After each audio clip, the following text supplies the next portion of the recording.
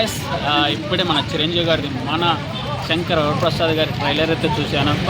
ఎంత బాగుందంటే అసలు ఫస్ట్ ఓపెన్ చేయగానే చిరంజీవి గారు మిడిల్ క్లాస్లో అలా టవల్ వేసుకొని బట్టలను ఆరేసి అలా వంకాయలు అలా వేస్తూ ఉంటే శంకర్ ప్రసాద్కి ఏమన్నా చేస్తే పోసి కారం పెడితే నా డైలాగ్తో స్టార్ట్ అయిపోతుంది.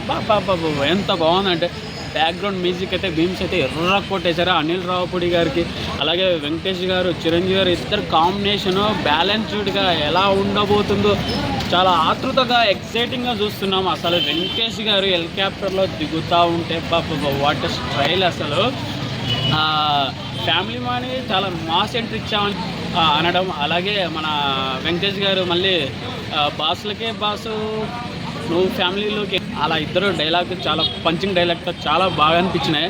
అసలు చిరంజీవి స్టైల్ అసలు కోట్తో అలా స్టైల్ కావాలని అలాగే స్టిక్తో ఎలివేషన్స్ అయితే చాలా బాగున్నాయి. సినిమా ఎలా ఉండబోతుందో వెయిట్ చేయాలి ఆతృతగా. అసలు అందరివాడిలో కామెడీ ఎంత ఎంజాయ్ చేసామో ఇందులో అంతకు మించి ఉండబోతుంది అనుకుంటా నాకైతే తెలిసి. అసలు నయనతార క్యూట్ వాళ్ళు మాట్లాడే ఆ సైకిలైనా చాలా బాగున్నాయి ట్రైలర్లో.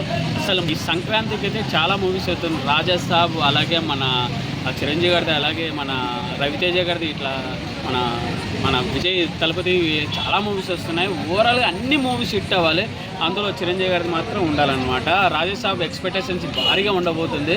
అలాగే మన చిరంజీవి గారిది తర్వాత రవితేజది ఇలా సో గాయస్ నాకైతే మన శంకర్ వరప్రసాద్ ట్రైలర్ అయితే చాలా బాగుంది. అనిల్ రావుపూడి గారికి మంచి ఇంకా సంక్రాంతి అయితే అనిల్ రావుపూడే వెంకటేష్ అనుకుంటా నాగార్జున గారు ఈసారి అయితే వెంకటేష్ గారు వస్తున్నారు, మరి నాగార్జున రాలేకపోయారు. ఈ బరిలోకి వెంకటేష్ చిరంజీవి కాంబినేషన్ ఓవరాల్గా ఫుల్ ఎంజాయ్ చేస్తాము. ట్రైలర్ మాత్రం చాలా బాగుంది. Thank you.